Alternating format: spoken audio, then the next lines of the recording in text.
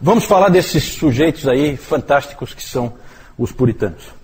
Certo? Eu sempre fico em dúvida de quem é mais interessante, se são os reformadores ou se são os puritanos. Né? Eu sempre acabo pendendo um pouquinho mais para os reformadores, mas os puritanos, a seu modo, eles têm uma variedade maior e isso também é muito interessante. O J.I. Packer, quando ele fala dos puritanos, ele costuma começar, eu recentemente ouvi toda uma série de palestras dele sobre os puritanos, que é fantástica, fantástica. O Packer é um super especialista em puritanos. E ele sempre gosta de começar dizendo que ele vai falar dos velhos e alegres puritanos. Ele fala esse alegres puritano para ver a reação da plateia, para ver o nível de preconceito que já existe na plateia. Então ele faz esse teste primeiro. Né? Porque esse nome puritanos foi jogado na vala comum e foi dada uma ideia errada para todas as pessoas na sociedade de quem esses homens foram. Certo? Quanto a quem esses homens foram. Então há sempre esse preconceito.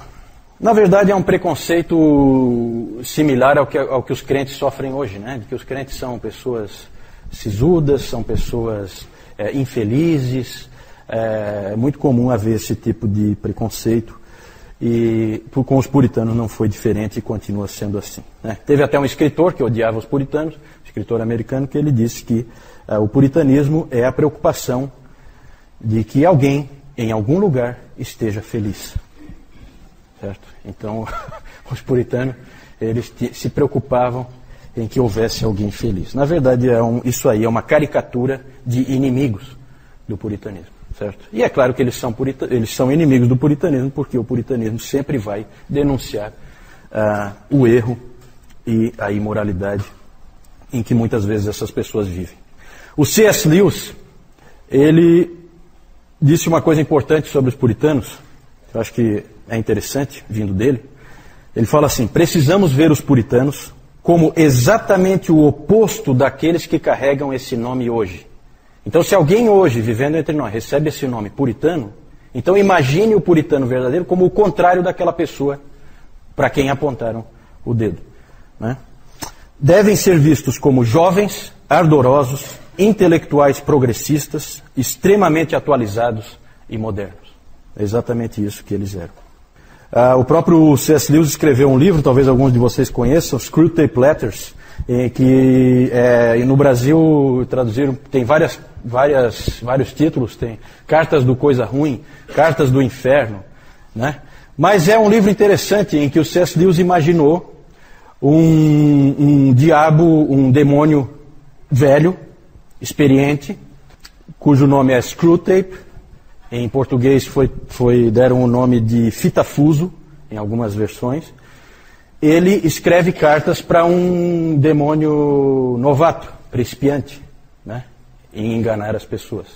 Dando dicas, ensinando como que se deve enganar as pessoas, levar para o mau caminho, aquela coisa toda, afastar de Deus. Né? E então ele escreve cartas, por isso que é Screwtape Letters, né, as cartas do Screwtape. Ele escreve por Wormwood, que em português é traduzido em algumas versões por Vermebile. E aí, numa parte, ele fala assim: tudo isso, teu paciente, paciente é o cara que o demônio está atacando. Tudo isso, teu paciente provavelmente classificará como puritanismo. E deixe-me dizer de passagem que o valor que nós conseguimos dar a essa palavra foi um dos nossos grandes triunfos dos últimos 100 anos. Através dela, nós salvamos todos os anos milhares de seres humanos da temperança, da castidade e da sobriedade na vida. Certo? Então, claro, do ponto de vista do demônio, ele está salvando a pessoa da sobriedade, da castidade e da pureza na vida, usando esse termo puritanismo. Isso aí é um puritanismo seu. E aí a pessoa vai lá e faz a barbaridade aos olhos de Deus, porque ela classificou com aquela palavra e acha que aquilo ali é uma autorização, né? Porque botou o rótulo de puritanismo, então é uma autorização para fazer qualquer tipo de barbaridade. Então tem essa visão errada. Mas o que é o puritanismo? Na verdade, os puritanos é um movimento, não é um movimento organizado, não é uma igreja. Na verdade, é uma série de pessoas que a gente poderia classificar como um grande movimento. Esses indivíduos, eles surgiram durante o reinado de Elizabeth I, que nós vimos antes, na reforma na Inglaterra, são indivíduos que queriam levar a reforma na Inglaterra à frente, porque a reforma não tinha ido para onde tinha que ir. Não tinha ocorrido na Inglaterra uma adaptação da igreja às escrituras, certo? E esses indivíduos queriam que isso acontecesse.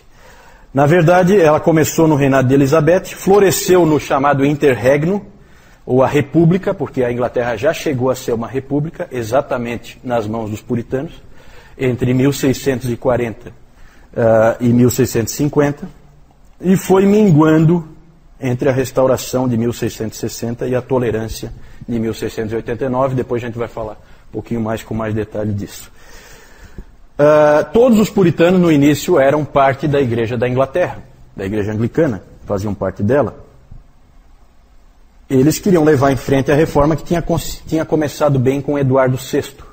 Eduardo VI é aquele rei, filho do Henrique VIII, que era um menino e tal, lembra? Que aí assumiu com 10 anos, morreu com 16, e aí tudo foi por água abaixo. Mas estava indo bem. E aí houve aquele balde de água fria com a rainha Maria I. O espírito do puritanismo se vê, como eu disse antes, naquele embate que houve entre John Knox e Richard Cox em Frankfurt, na Alemanha, numa igreja de refugiados ingleses. Ali houve uma discussão entre esses dois homens, em que o John Knox queria adaptar a igreja às escrituras, porque o Senhor Jesus Cristo é o Senhor da igreja, e o Richard Cox veio com aquele argumento bem típico do anglicanismo, que era o seguinte: não, nós queremos uma igreja como era a nossa igreja lá na Inglaterra. Então, o costume é o que é mais importante. Os rituais que nós fazíamos, nós queremos continuar fazendo. Nós não queremos abandonar nada porque as escrituras dizem para a gente fazer de outra maneira. Certo? Então, esse é o espírito tradicional do ser humano. Ele gosta de rituais, ele gosta de manter as coisas como estão, ele não gosta de adaptar as coisas às escrituras. O puritano quer sempre adaptar as coisas às escrituras. Esse nome puritano é um nome que os inimigos deram para os puritanos. É um nome jocoso, certo? Porque esse cara aqui, ele quer pureza em tudo, não pode nunca ter uma coisinha de fora, tudo tem que ser do jeito que a Bíblia diz e tal. Esse é o espírito puritano, tudo tem que ser como a Bíblia diz. Na verdade, não está distante do que nós vimos do Zwingli, o que nós vimos do Calvino, né? E a influência do Calvino sobre os puritanos é enorme. Uma grande conquista deles foi a criação da Bíblia de Genebra. Então é interessante, aí você já vê toda a ligação. Se a Bíblia dos puritanos é a Bíblia de Genebra, assim chamada, você vê que há uma ligação clara com Calvino. Certo? Na verdade, é uma tradução da Bíblia que foi feita por uma série de eruditos em Genebra, usando como base a tradução do William Tyndale. Só que o interessante dessa Bíblia são as anotações dela. As anotações que esses puritanos faziam. E essa era a Bíblia dos puritanos, certo?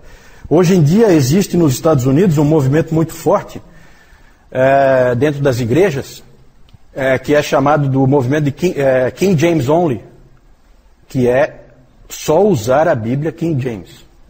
Qualquer outra Bíblia não pode ser usada, certo? Então tem muitas igrejas que não, é King James, King James, King James, e muita gente equivocadamente acha que essa foi a Bíblia dos puritanos.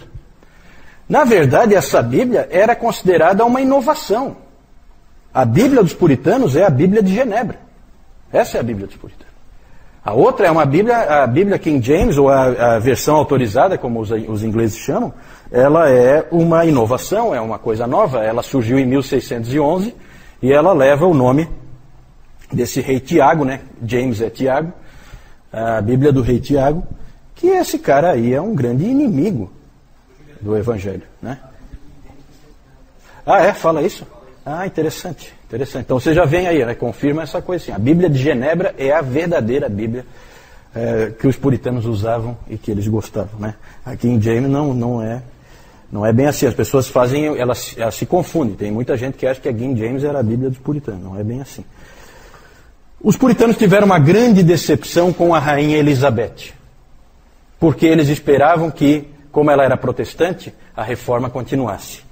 Para eles, ela só varreu a sujeira para debaixo do tapete. Não fez nada de concreto, deixou aquela via média entre catolicismo e protestantismo, sem levar para as escrituras, certo? Ficou aquela coisa muito mais de descolar de Roma do que de efetivamente seguir as escrituras, certo? Muito mais um protestantismo político do que um protestantismo de consciência. E aí depois, quando assumiu o Tiago I, James I, que era o rei da Escócia, na Escócia eu acho que ele era já o James VI, mas aí houve a unificação, certo? Que eu acho que a dona Carlota estava comentando antes, né? Porque aí houve a unificação, a dinastia Stuart, né? Começa ali com esse rei Tiago. Eles achavam que vindo um rei escocês do país do presbiterianismo, haveria agora, com certeza, a possibilidade de levar em frente a reforma. Ele inclusive foi recebido com uma euforia quando ele chegou para assumir o reinado. Que engano. O rei Tiago não era nenhum amigo dos protestantes, muito pelo contrário. Ele, na verdade, queria implantar um absolutismo em que ele mandava e ponto final. E ele dizia com muita clareza, ele era o rei, e rei gosta de bispos. Né? Por quê? Bispo eu nomeio, eu vou lá e eu ponho o meu chapa para ficar lá sendo o bispo. Certo? Isso é controle político. Para quem quer ser um senhor absoluto, é importante. Depois, com Carlos I, aí o desânimo foi total. Porque esse Carlos I, ele colocou algumas pessoas em algumas funções importantes, como por exemplo o arcebispo da Cantuária, que é a mais importante dentro da Igreja da Inglaterra, depois do rei. Ele colocou um sujeito chamado William Laud, e esse sujeito aí foi um dos maiores inimigos dos puritanos. Perseguiu os puritanos severamente. Grande inimigo dos puritanos, arcebispo William Laud, certo? Porque esse William Laud queria, junto com o próprio rei Carlos I, eliminar os puritanos do mapa. Por vários motivos. Um motivo político e também porque eles queriam colocar dentro da igreja anglicana, fazer valer a teologia arminiana. Certo? Eles queriam que a teologia arminiana prevalecesse. O William Laud começou a colocar arminianos em todas as funções da igreja anglicana. Havia inclusive um dizer interessante na época, em que um indivíduo perguntava assim, qual é a posição dos arminianos? Aí dá a impressão que ele está perguntando qual é a posição teológica, né? Aí a resposta era, os melhores bispados da Inglaterra. Essa é a posição dos arminianos, é ficar com os melhores bispados da Inglaterra. Com todo esse quadro desesperador, tanto em termos de política eclesiástica como em termos de teologia, muitos puritanos partiram. Oi? Ele autorizou, por isso que é a versão autorizada, porque ele autorizou fazer uma nova versão da Bíblia. Até porque havia um certo medo da própria Bíblia de Genebra. Né? Então é interessante tentar colocar uma outra para tirar um pouco da força, né? do puritanismo mais forte, mais radical, se é que a gente pode usar essa palavra. Muitos puritanos partiram e isso foi, na providência de Deus, muito bom. Por quê? Porque ali, então, vão contingentes enormes de puritanos para a Nova Inglaterra, né? Vão colonizar os Estados Unidos. Para nós isso é muito importante porque o protestantismo veio para o Brasil via americanos, principalmente. Né? O protestantismo reformado. Certo? Claro que os luteranos aí é muito mais, vieram da Alemanha e normalmente junto com a colonização. Então vinham os colonos, eles traziam a sua religião, certo? Já os americanos fizeram o trabalho realmente evangelístico, num primeiro momento, né? Mas isso muito depois, certo? Aqui no Brasil.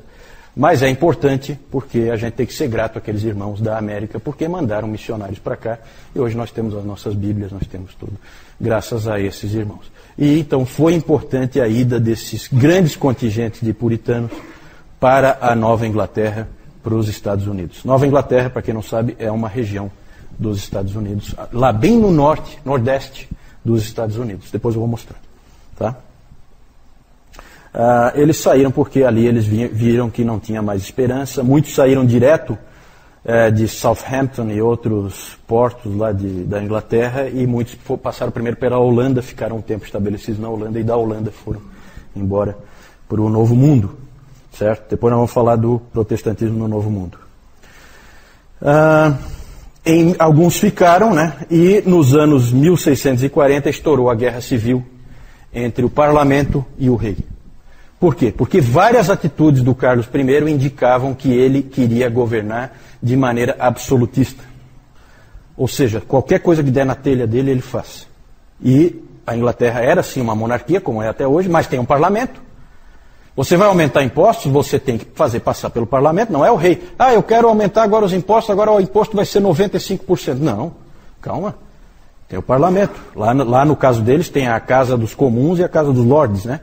E aí o parlamento viu que esse sujeito estava mal intencionado e houve então guerra. Exércitos leais ao rei e exércitos leais ao parlamento, certo? Essa guerra civil foi vencida pelo parlamento e o rei Carlos I foi decapitado em 1649. De 1649 a 1660 não houve mais um reino, mas sim uma república, governada pelo parlamento e por um que eles chamavam um Lorde Protetor, que era a figura do Oliver Cromwell. Esse Oliver Cromwell é um sujeito que é amado e odiado, mais odiado do que amado, porque afinal de contas hoje você vê que a monarquia prevaleceu naquele país, né? E os ingleses adoram aquela coisa de rei e rainha, e então você vê que um indivíduo desse que derrubou aquela coisa que eles adoram, eles nunca vão ver com muito bons olhos. Mas ele era um indivíduo ligado aos puritanos, o próprio John Owen foi conselheiro do Oliver Cromwell, e é um período muito interessante, é o período em que os puritanos têm mais força, inclusive força política, certo? Eles podiam fazer reforma agora, porque eles tinham todo o apoio do parlamento. Houve uma série de problemas e tal, no final assumiu o Richard Cromwell, que era o filho do Oliver Cromwell, assumiu quando o Cromwell morreu, e ele não era bom, ele era um péssimo líder, confuso, e o que acabou acontecendo no fim das contas é que 20 meses depois do Oliver Cromwell morrer, o rei Carlos II voltava à Inglaterra e sentava no trono da Inglaterra, e o Reino Unido estava restabelecido. Na verdade, houve uma série de problemas, eu não vou entrar em detalhes, mas os escoceses meio que sabotaram a coisa, porque os escoceses quando o Carlos I foi morto, eles colocaram o Carlos II como rei da Escócia. Aí já fica difícil, porque daí o reino era unido, aí não foi unido o negócio. O parlamento da Inglaterra assumiu o comando da Inglaterra, mas na Escócia o cara estava reinando. E ele era um pretendente, né? Pretendente não, ele era o legítimo herdeiro ali do trono da Inglaterra, se fosse uma monarquia, né? Então houve uma série de problemas, houve inclusive guerra, o Oliver Cromwell invadiu a Escócia e na Batalha de Worcester ele acabou dando um jeito de fazer o Carlos II, rei da Escócia, só da Escócia, foi obrigado a se refugiar. Em que país será? França, né? O grande aliado sempre da Escócia. Então ele foi para a França e ficou lá, certo? Mas o Dr. Lloyd Jones ele sempre disse que o fracasso do movimento puritano e a volta do Carlos II tem muito a ver com os presbiterianos. Os presbiterianos, leia-se escoceses, acabaram sabotando um pouco e fizeram com que... Claro que havia muito ódio, evidentemente, se o Cromwell foi lá e invadiu a Escócia, tudo isso aí complica. Então é tudo muito complicado, né? Não dá nunca para você dizer assim, em uma frase, resolver o problema histórico. É tudo muito mais complicado, a gente não tem tempo de ficar entrando aqui, também nem é o caso, certo?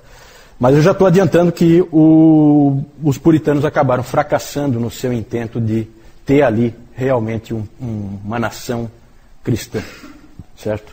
Plenamente reformada, plenamente, totalmente voltada às Escrituras. Isso eles não conseguiram. Em 1658 houve a restauração, então, da monarquia, e aí vem o declínio dos puritanos. Vamos falar, eu quero só citar alguns nomes, não tem como ir muito longe, pode passar aí.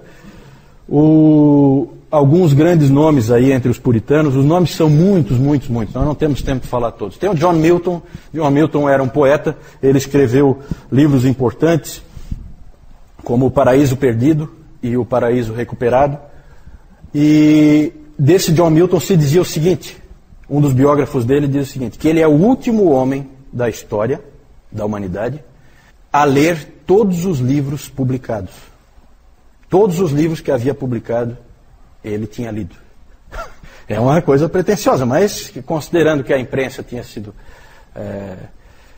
sido inventada há relativamente pouco tempo e tal, então não chega a ser impossível, né? Mas realmente é uma coisa impressionante. Ele é importante, mas a teologia dele não é muito boa, não. O segundo nome aí, Richard Baxter, é o grande pastor, certo? Esse Richard Baxter é um pastor fascinante. Ele fez um trabalho em Kidderminster, que é uma pequena cidade lá da Inglaterra.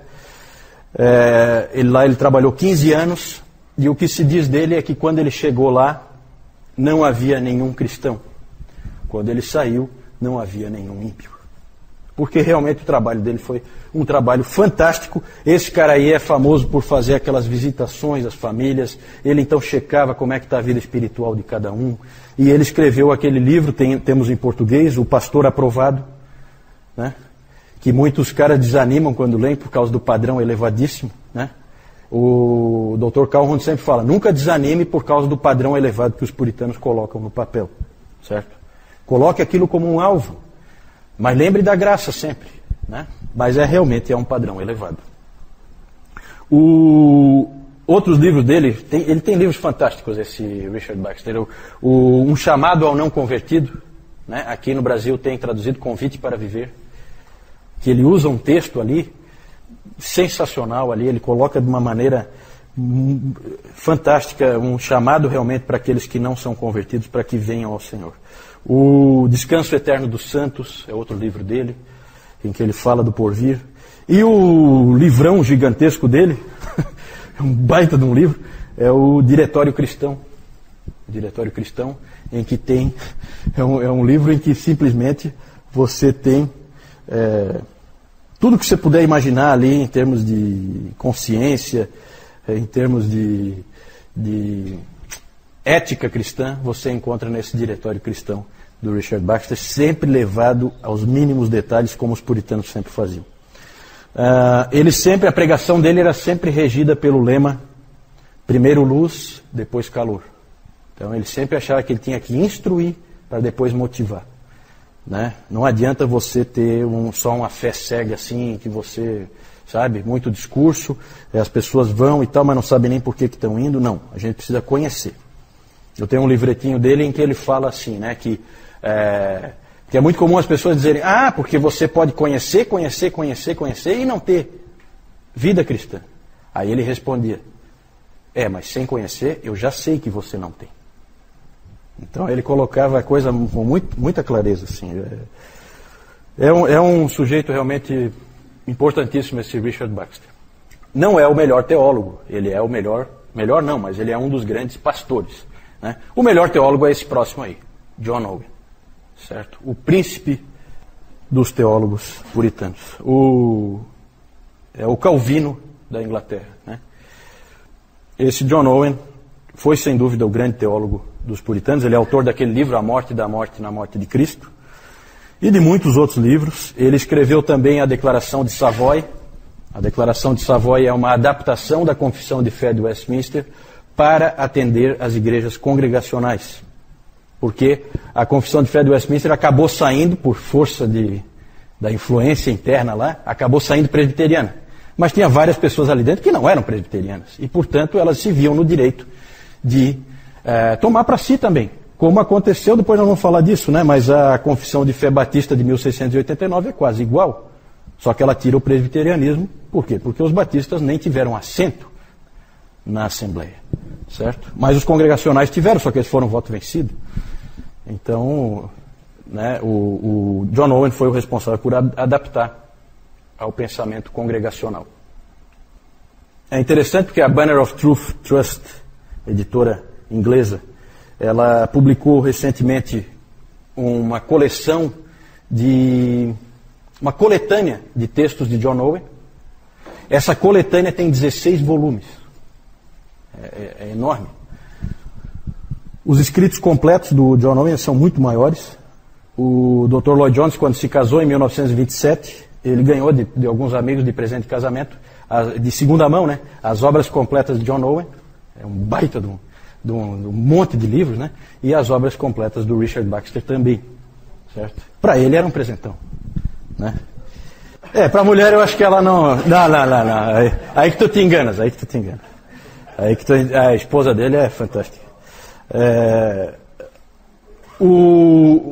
E talvez o favorito de todo mundo é esse próximo aí, John Bunyan. John Bunyan é um cara fantástico, realmente um indivíduo único na história da igreja. Aprendam sobre esse sujeito aí, porque ele é único, especial. É o latoeiro de Bedford, né? Ele era um latoeiro, era a função dele, não era um ministro, mas era um pregador do evangelho fantástico, e ele é conhecido principalmente como o autor do livro O Peregrino. Que alguém já disse que é a Confissão de Fé de Westminster com pessoas. Alguém já falou que o Peregrino é a Confissão de Fé de Westminster com pessoas nela. Aí tem muitos outros nomes que a gente poderia falar: John Flavel, Richard Sibbes, Thomas Goodwin, Thomas Watson, Stephen Charnock, Thomas Manton e muitos outros desses puritanos ingleses a gente poderia citar. Século XVII, quando você pensa em século XVII, pense em puritanos. Esses são os grandes homens de Deus daquele século. Pode passar? A pergunta é a seguinte: por que deu errado? Por quê? Bom, um dos motivos, eu já falei dessa história de trazerem de volta o rei, isso aí não ajudou nada. Trazer de volta o Carlos II foi uma péssima ideia. Até porque ele, quando chegou, ele proclamou o ato de uniformidade, certo? Porque aí vem a força, a mão pesada, certo? O ato de uniformidade que obrigava todas as igrejas a terem um culto igual, determinado pelo rei como que ia ser, certo? Então tinha que usar o livro de oração comum. É anglicanismo, obrigatório, em todas as igrejas. É o ato de uniformidade. Muitos puritanos, o que vocês podem imaginar desses caras? Conscientes como eles eram, o que eles fizeram? Bateram o pé. Contra a nossa consciência nós não vamos agir nunca. Nós não vamos levar um culto que não é de acordo com as Escrituras. Não importa quem mandou, se foi o rei, se não interessa, não quero saber. Nada mais, nada menos que cerca de 2 mil pastores puritanos simplesmente disseram não para o rei e foram expulsos então da sua função, do seu ganha-pão. Passaram momentos difíceis porque mantiveram-se firmes na palavra de Deus. É a chamada Grande Ejeção de 1662. 2 mil pastores deixaram seus púlpitos. E muitos foram perseguidos, como o nosso querido John Bunyan. Perseguido, preso, foi na prisão de Bedford que ele escreveu O Peregrino. John Bunyan, nós temos que ter um carinho especial por John Bunyan, porque, dentre outras coisas, além de ser essa pessoa fantástica que ele foi, grande pregador do Evangelho, ele era batista. É o batista famoso mais antigo que existe, é John Bunyan. Certo? Tem outros nomes, evidentemente. A Igreja Batista não começou com ele, mas ele era um batista. Agora vejam como é o espírito de John Bunyan. E o próprio Lloyd Jones, aqui no livro, ele tem uma palestra em que ele fala sobre John Bunyan. E aí não é à toa que ele fala John Bunyan e a unidade da igreja. Certo? Por causa do espírito desse homem. Você lê O Peregrino, você não sabe de que denominação é o autor. Você não faz a menor ideia. Você sabe que é um puritano, isso você percebe. Mas de que denominação ele é, você não percebe. Porque ele não era um indivíduo aferrado nessa pobreza denominacional, que o levou a dar errado, certo? Principalmente por causa da mentalidade de muitos grupos, a mentalidade do tipo tudo ou nada. O Lloyd Jones aborda isso várias vezes, em várias palestras dele ele fala sobre isso, o erro que foi. Várias vezes os puritanos deveriam ter cedido e não cederam. Deveriam ter cedido por causa do irmão, e não cederam em picuinha, em coisa, em detalhe, certo? Também, eu vou falar. Só para vocês terem uma ideia, que grupos que tinha ali. que eram chamados, né? Nós tínhamos os batistas, os presbiterianos, evidentemente, os niveladores, os cavadores, os bradantes, os da Quinta Monarquia, os Quakers já são um pouco mais, era um pentecostal da época, o Quaker, certo? Já são um pouquinho mais diferentes assim. Mas eram todos grupos de puritanos com ênfases diferentes e que acabaram, sabe, um não se entendia com o outro. Isso aí, essa divisão entre eles não ajudava, porque eles tinham essa mentalidade do tipo tudo ou nada. Os presbiterianos não conseguiam se entender com os independentes. Os independentes são batistas, congregacionais, né, aqueles que acreditam que cada congregação deve ser independente. E os presbiterianos não concordavam com isso, porque eles pegavam aquele modelo da Escócia. Então um não entendia o outro, um não aceitava o que o outro dizia, e aí levava a divisão entre eles, em vez deles poderem andar juntos. Isso foi um erro. O Dr. Lloyd Jones sempre lamenta isso bastante e diz que eles deveriam ter cedido por diversas vezes. Outro aspecto que eu coloquei ali, é a excessiva mistura entre religião e política. Os puritanos, eles sempre se envolveram com a sociedade. Eles são do tipo, eles vêm com aquela mesma ideia do Calvino, né? Lembra lá da classificação de Niebuhr, que nós vimos já há vários domingos atrás? A posição de Cristo e cultura, como é que fica? Eles são do tipo Cristo transformador da cultura. Então são indivíduos que se envolvem na cultura, que assumem posições dentro da sociedade, não se isolam, eles se misturam, eles são profissionais ali dentro, são funcionários públicos, às vezes em funções importantes, influentes, e então são indivíduos que não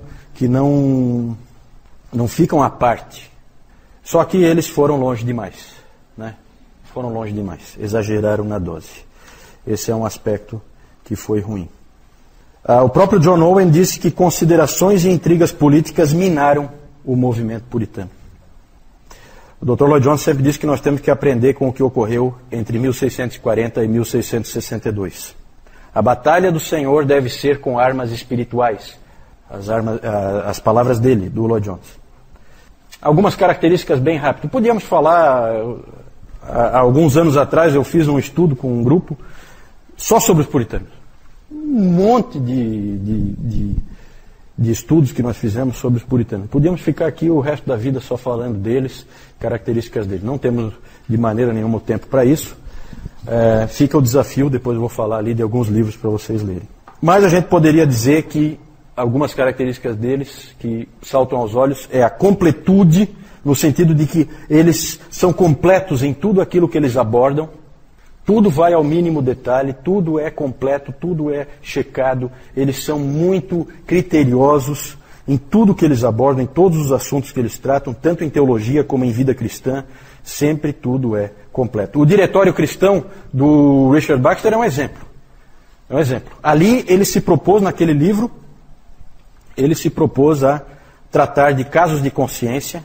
Né? O que são casos de consciência? Assim, uma determinada coisa que está acontecendo na sua vida, uma decisão que você tem que tomar e que você não sabe que caminho é o mais certo para escolher. Ele vai tratar disso aí em detalhe. Os vários tipos de situação que podem ocorrer são chamados casos de consciência. Lá ele também vai abordar como deve-se usar o conhecimento, como deve-se usar a fé, como progredir na vida cristã, como avançar na vida cristã, como vencer cada uma das tentações, como mortificar e vencer cada um dos pecados. Tudo detalhado, tudo detalhado. É enorme o livro. Eu acho que não, em português não. Eu acho que para traduzir, talvez alguma versão resumida. Né? Geralmente quando você compra alguma coisa dos puritanos é resumido, porque os indivíduos escreviam muito, muito. Tá? Todos os livros deles são enormes. E também a linguagem difícil, então normalmente alguém vai e resume. E já é muito útil o próprio resumo. Segundo, a adoração bíblica. Eles são os grandes aplicadores do princípio regulador do culto. Nós cultuamos a Deus do jeito que Ele mandou a gente fazer. Esse era o pensamento deles. A gente já viu isso em Zwingli, já viu isso em Calvino, mas eles levaram ao máximo que se pode levar. São os grandes aplicadores desse princípio. A maioria das pessoas gosta de uma adoração bonita. E os anglicanos especialmente, eles gostavam de uma adoração bíblica. É diferente.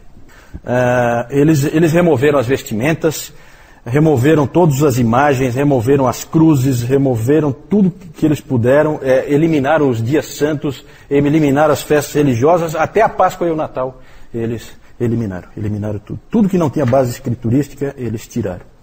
Para eles era fundamental. O princípio regulador do culto, ele é interessante, mas ele é difícil de aplicar. Tem que ter peito e coragem. Eles tiveram. A graça, todos eles eram calvinistas, certo? Então, a salvação vem de Deus.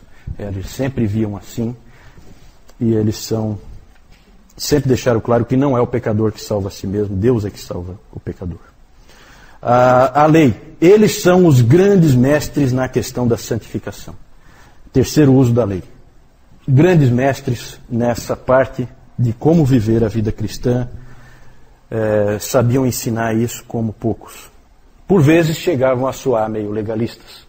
Às vezes um ou outro pode ter escorregado aí, certo?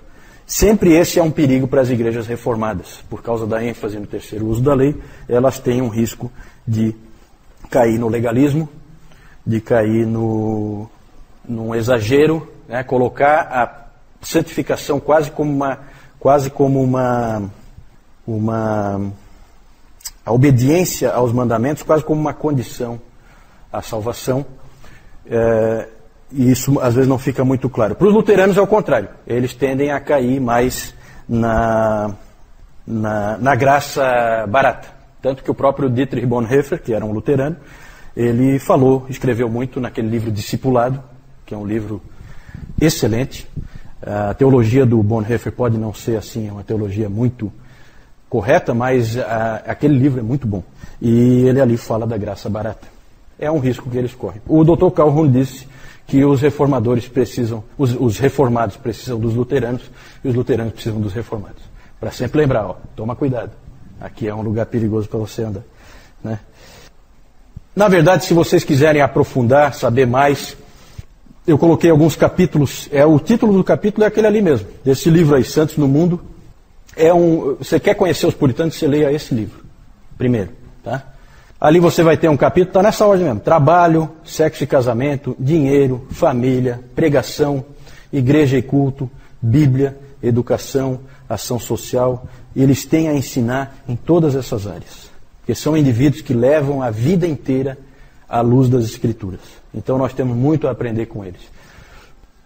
Esse aqui já é um livro um pouquinho mais avançado, que vai abordar a coisa num patamar um pouquinho mais difícil, mas não tão difícil. Ele é um livro médio, né? Um livro do J. I. Packer, Entre os Gigantes de Deus, certo? Fala só sobre os puritanos, subtítulo Uma Visão Puritana da Vida Cristã. E aí, na verdade, aí não são os capítulos, são sessões, né? Perfil dos puritanos, os puritanos e a Bíblia, os puritanos e o Evangelho, os puritanos e o Espírito Santo, a vida cristã dos puritanos e os puritanos no ministério. Isso aí eu vou deixar para vocês aprofundarem. Eu acho que vale muito a pena. Pode passar? Não posso deixar de falar, nós não temos tempo, mas eu não posso deixar de falar da Assembleia de Westminster. A Assembleia de Westminster se reuniu naquela época em que havia disputa entre o rei e o parlamento. O rei Carlos I e o parlamento incomodado com a visão absolutista do Carlos I. O parlamento que convocou a Assembleia de Westminster. O parlamento convocou uma série de teólogos, eminentes teólogos, para elaborarem uma confissão de fé e outros aspectos também, um diretório de culto, catecismos. Quando a gente fala de Westminster, a gente não fala só da confissão. A confissão é o mais famoso, mas tem uns 5 ou 6 documentos que foram produzidos ali.